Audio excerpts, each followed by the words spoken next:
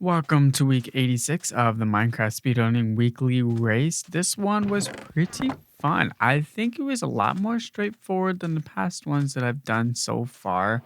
Immediately, I get some flint and some iron, and I just throw out the excess. So I just have what I need, what's necessary. I need 9 iron to make one, or 9 nuggets to make one more piece of iron.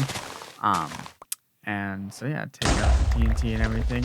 This seemed is pretty straightforward compared to the last two that I've done, which I really like a lot. In the last videos, I talked about how like there was a lot of RNG involved with this. Like even if you had a really good run and you made it really far, you just would have to start all over again. And I found that really annoying because I would have some good runs and then I'd get no spawns for like blazes or whatever, and then I just have to start the run over. But this one didn't really have that, so I really liked that about this one, because none of the ones I've had so far were like that.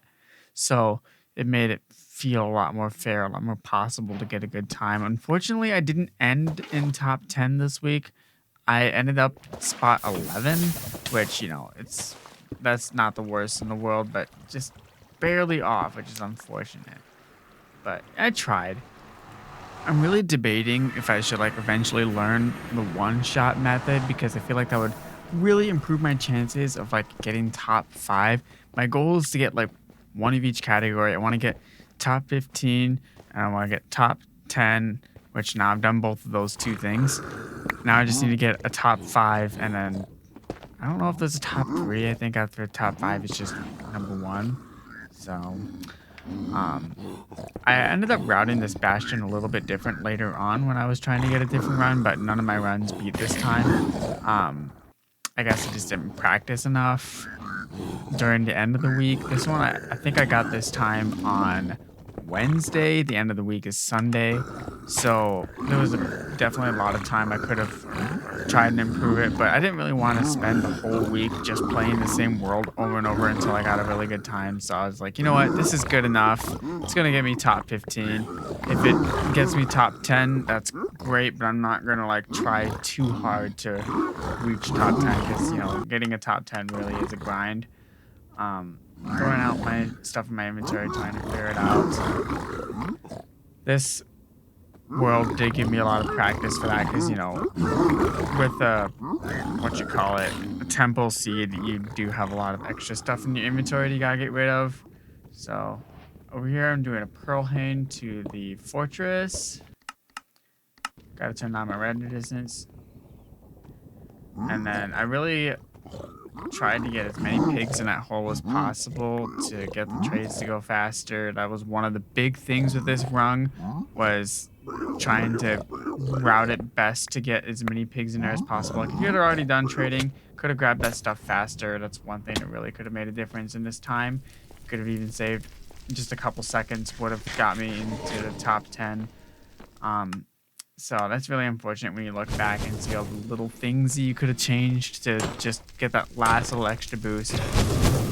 But you never know which run is going to be the one. If I knew this was going to be the run, then I probably would have tried a little harder or whatever, I don't know why I didn't just raise my... Well, I guess I didn't want to get killed.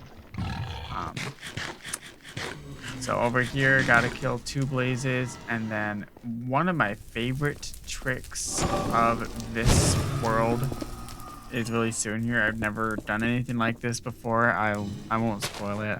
I'll let it play out. But just blowing up the spawner now.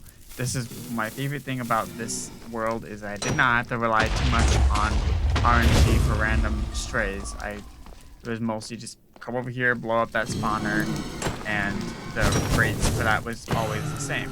You do need at least one stray for it to work, to get like a good time. So that's the only thing though. You're almost always guaranteed to get at least one stray. So that really did help a lot. So I just have to wait until I get my 4th blaze rod here, and then I do the cool trick. So after this batch of blazes, where it's at, I go one more.